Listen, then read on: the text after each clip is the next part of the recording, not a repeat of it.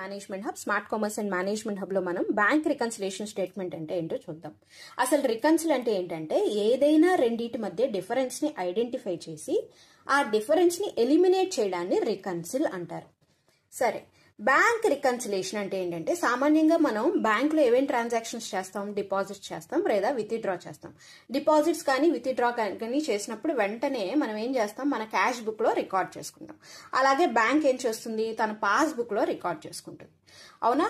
ఈ cash book లో record చేసిన దానికి పాస్ బుక్ లో రికార్డ్ చేసినప్పుడు డిఫరెన్స్ కనుక వస్తే దాన్ని ఎలిమినేట్ చేయడానికి మనం ఏం చేస్తామంటే ఒక స్టేట్మెంట్ అనేది ప్రిపేర్ చేస్తాం. దాన్నే బ్యాంక్ రికన్సిలేషన్ స్టేట్మెంట్ అని అంటారు.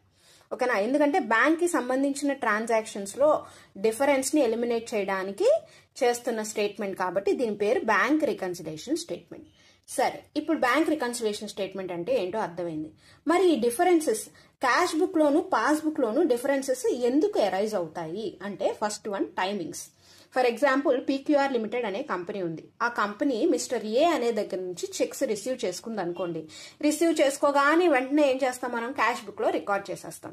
కానీ బ్యాంక్ వాళ్ళు ఏం చేస్తారు, ఎప్పుడైతే ఆ చెక్ క్యాష్ గా కన్వర్ట్ అయ్యాక వాళ్ళకి కలెక్ట్ అయ్యాక వాళ్ళు రికార్డ్ చేసుకుంటారు.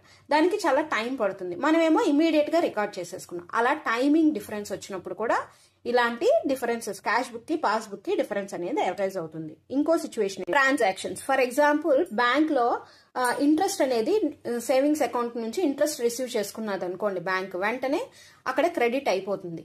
కానీ మనకి తెలియపోతే ఏమవుతుంది, ఎప్పుడైతే మనం తెలుసుకుంటామో అప్పుడు ఆ ట్రాన్సాక్షన్స్ అనేవి రికార్డ్ చేస్తాం. అప్పుడు కూడా క్యాష్ బుక్ కి పాస్ బుక్ కి డిఫరెన్స్ వస్తుంది. అలాగే ఎర్రర్స్, ఏమైనా మిస్టేక్ చేసాం అనుకోండి, ఎర్రర్స్ కానీ మిస్టేక్స్ కానీ కాజ్ అయ్యాయి. ఫర్ ఎగ్జాంపుల్ మనం క్యాష్ బుక్ లో 1 lakh అని రాసుకోవడానికి అక్కడ ఒక జీరో ఎలిమినేట్ చేసి మనం 10,000 అని రాసేసుకున్నాం. ఓకేనా? అలాంటప్పుడు ఏమవుతుంది, పాస్ బుక్ లో ఏమో 1 lakh ఉంటుంది, క్యాష్ బుక్ లో ఏమో 10,000 అనేది ఎంటర్ చేసుకున్నాం, అంటే ఎర్రర్.